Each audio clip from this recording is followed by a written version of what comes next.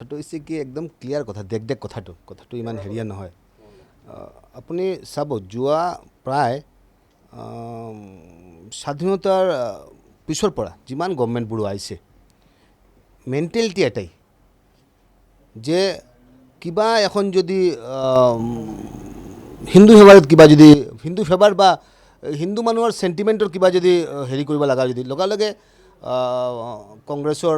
Leader যিখিনি আছে secularism সিহঁতে বিচাৰে কিন্তু মুছলিমৰ কিবা হ'লে লগে মুছলিম ফেভাৰত সিহঁতে গুচি যায় তো এই কথাটো মানে এইটো ভাৰতবৰ্ষৰ ৰাইজে অসমৰ ৰাইজে মানুহে কিন্তু বিৰাট বেয়া পায় যে এই কথাখিনি যে কংগ্ৰেছ সদায় কিবা ইছ্যুত মুছলিম ফেভাৰত লগে ষ্টেটমেণ্ট দি দিয়ে কিন্তু হিন্দু মানুহৰ চেণ্টিমেণ্টৰ আঘাত কৰি কেনে বাৰ সিহঁতে ষ্টেটমেণ্ট দিছে বাৰ এনেকা সুপ্ৰিম কোৰ্টত গৈছে হাইকোৰ্টত গৈছে বিভিন্নভাৱে মেমৰ নাম দিছে বিভিন্নভাৱে হিন্দুৰ এগেইনষ্টত গুচি কেনে এইবোৰ কাম কৰিছে সেইখিনি কথাখিনি বেয়া পায় আৰু এই কথাখিনি কিন্তু ভোটত ৰিফ্লেক্ট হয় আপুনি যিমান ভোট হৈছে আপুনি চাইছে ভোটত কিবা কেনেকুৱা হৈছে এইটো কাৰণে মই ভাবোঁ এইটো কংগ্ৰেছৰ কাৰণে দুৰ্ভাগ্য লাজৰ কথা যোৱা 50-60 ইয়াৰ্ছ হৈছে কিন্তু এই সময়খিনিত সিহঁতে ৰাম মন্দিৰৰ প্ৰাণ প্ৰতিষ্ঠা কৰিব পৰা নাই 50-60 বছৰ হৈছে ৰাম মন্দিৰ ৰাম যেতিয়া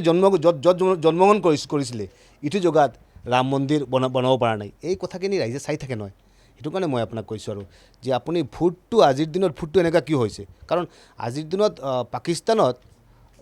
হিন্দু মানুহ নিৰ্যাতিত বাংলাদেশত হিন্দু মানুহ নিৰ্যাতিত কিন্তু ইভেন যদি অসমত যেতিয়া বিধানসভা যেতিয়া ডিছকাশ্যন হয় তেতিয়া আপুনি চাব আৰু যে আপুনি হিন্দু মানুহবিলাকে এনেকুৱা কৰি আছে আমাৰ সমাজ অধিকাৰ লাগে আমাৰ ছেকুলাৰিজম লাগে এনেকুৱা মাইণ্ডছেট থাকিব নালাগে আজি হিন্দুস্তান ভাৰতবৰ্ষ হয়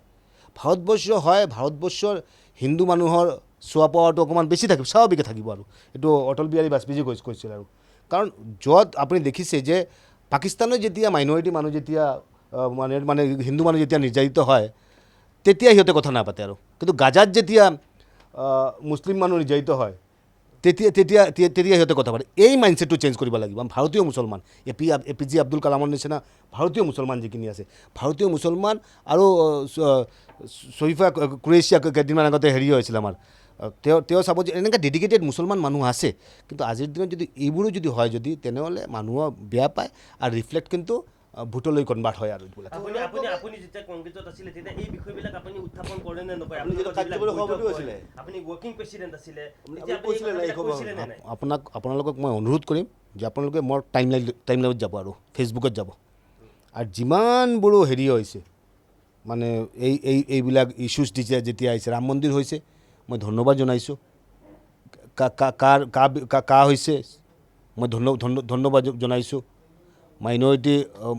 পাকিস্তান বাংলাদেশৰ হিন্দু মানুহবিলাক নিৰ্যাতিত হৈছে মই কংগ্ৰেছত আছিলোঁ কিন্তু ৱৰ্কিং প্ৰেচিডেণ্ট আছিলোঁ তেতিয়া মছাল মিছিল মই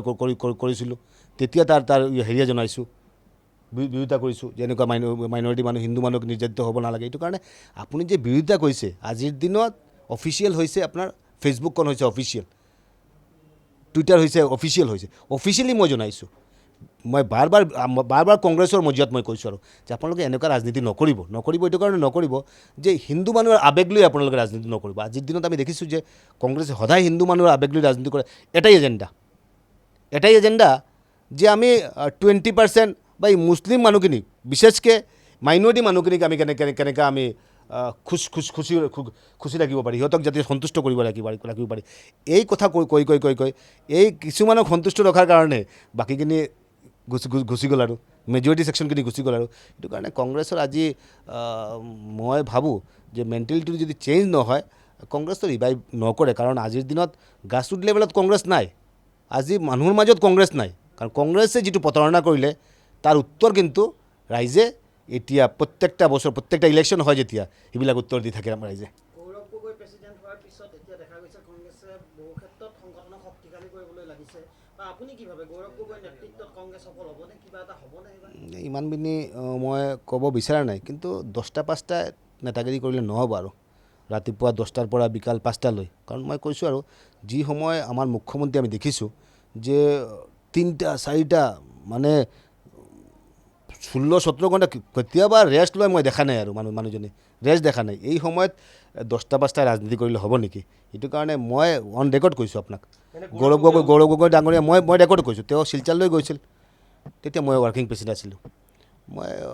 হোটেললৈ গ'লোঁ, মই 5-6টা বাজিছে, তেওঁক ক'লোঁ যে বহুতখিনি মানুহ আহিছে, অকণমান লগ ধৰি লওক। তেওঁ ক'লে যে নাই, মোৰ শৰীৰটো ভাল লগা নাই, মই এতিয়া কথা নাপাতোঁ। এই যিবোৰ মেণ্টেলিটি, এই যিটো মানে চিন্তা 24 আৱাৰ্ছ কাম কৰিব লাগিব আপোনাৰ। মানে যেতিয়ালৈ আপুনি টোপনিলৈ 10টা 11টা 12টা এইবিলাক চিন্তা কৰি লাভ নাই আৰু ৰাইজৰ কাৰণে। আৰু আজিৰ দিনত হয়তো বা আমি ফিজিকেলি যাব পৰা নাই, আমি আমাৰ ছ'চিয়েল মিডিয়া, আমি হোৱাটছএপ আছে, আমি ফোনত কথা পাতি কিনে মানুহৰ লগততো সদায় সম্পৰ্কিত থাকিব লাগিব। কাৰণ মুখ্যমন্ত্ৰী ডাঙৰীয়াই এইটো আমাক শিকাইছে যে আজিৰ দিনত ৰাইজৰ কাষত যোৱা, ৰাইজৰ লগত থকা, ৰাইজৰ কিবা ইছ্যু থাকিলে এইখিনি ইছ্যুত মাত মাতি কেনে এই প্ৰব্লেমটো ছল্ভ কৰা, এই কথাখিনি কিন্তু আজিৰ দিনত অসমৰ কিন্তু ড্ৰাষ্টিকেলি চেঞ্জ হৈছে। এইটো কাৰণে 10টা-5টা ৰাজনীতি কৰিলে নহ'ব। মানে 10টা অফিচিয়েল টাইমতহে ৰাজনীতি কৰে, মানে 10টাত মানে আৰম্ভণি, 5টাত এইটো অফিচিয়েল টাইম আৰু অফিচিয়েল টাইম 10টা-5টা অফিচিয়েল টাইম আৰু তো অফিচিয়েল টাইমত ৰাজনীতি কৰিলে নহয়। এইবিলাকতো আমাৰ অফিচিয়েল টাইম আৰু বাকীখিনি টাইমটো আমাৰ মানুহৰ কাৰণে, ৰাইজৰ কাৰণে, ৰাইজৰ ইছ্যুজৰ কাৰণে, ৰাইজৰ কেনেকৈ প্ৰব্লেমখিনি। আৰু প্ৰব্লেম যেতিয়া হয়, প্ৰব্লেমটো আমি ধৰি কেনে প্ৰব্লেমটো ছল্ভ কৰিব লাগিব। এইটো কাৰণে আমি কিবা ইছ্যুত এটা কথা পাতি দিলোঁ,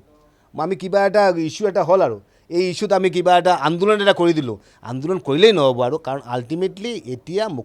যিজন মুখ্যমন্ত্ৰী আছে তেওঁৰ কিন্তু এটা পজিটিভ মেণ্টেলিটি আছে। অসমৰ ৰাইজৰ কাৰণে, অসমকৰণৰ বচোৱাৰ কাৰণে, অসমৰ স্বাভিমানটো বচোৱাৰ কাৰণে আমাৰ যি কৰিব লগা আছে নিশ্চয় আগন্তুক দিন আমি কৰি যাম। ইতিমধ্যে লখিমপুৰ উচ্ছেদৰ কথা আপুনি গম পাইছে, আৰু মুখ্যমন্ত্ৰী এটা কথা কৈছে, তাতে গৈ পেলাই বাংলাদেশে আশ্ৰয় লৈছে, বৰাকৰ পৰাও গৈ বাংলাদেশে আশ্ৰয় লৈছে। সঁচাকৈ বৰাকত বাংলাদেশী আছে নেকি? যদি আছে, কোনটো কমিটিৰ মাজত সেই বাংলাদেশী আছে, কেনেকৈ বুলি ভাবে? টাইম উইলছে, সময়ত কথা পাতিব আৰু সময়ত কথা হ'ব আৰু। কাৰণ আল্টিমেটলি এই মুখ্যমন্ত্ৰী ডাঙৰীয়াই যেতিয়া কথাবিলাক কৈ দিলে আৰু মই ভাবোঁ মোৰ কথাখিনি কোৱাটো অকণমান হেৰি হ'ব। এইটো কাৰণে সময়ত কথাখিনি হ'ব আৰু সময়ত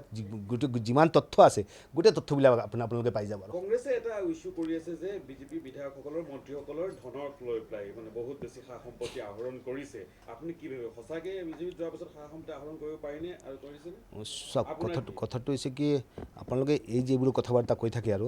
এইখিনি যদি হিষ্ট্ৰী যদি আপোনালোকে চাই লয় আৰু আগৰ কথাখিনি চাব আৰু যে আজি 50 বছৰ আগতে, 60 বছৰ আগতে যোনে এইবিলাক কথা বাৰ্তাবিলাক কৈ থাকে আৰু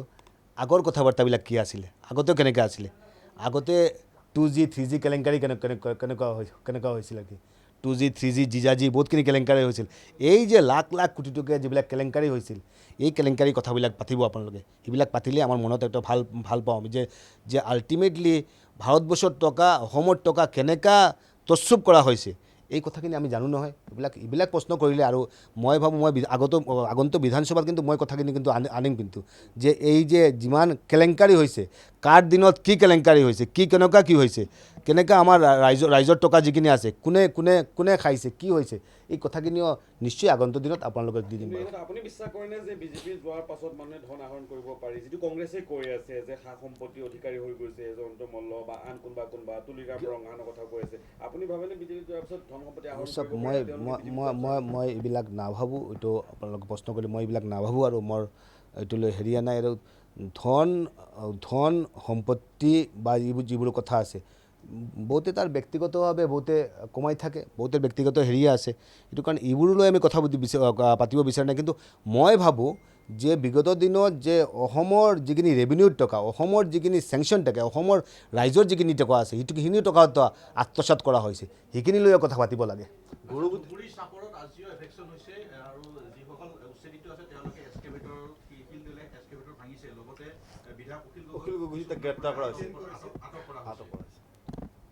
চাওক, আইন যদি কোনোবা হাতত তুলি লয় যদি, তেনেহ'লে নিশ্চয় তাৰ ওপৰত ব্যৱস্থা লোৱা হ'ব। আৰু সেইটো কাৰণে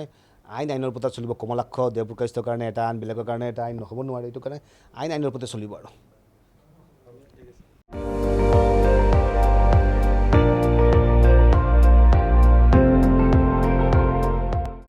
আপুনি চাই আছে ND24, সৰ্বশ্ৰেষ্ঠ নহয়, সৰ্বোত্তমৰ দৌৰ।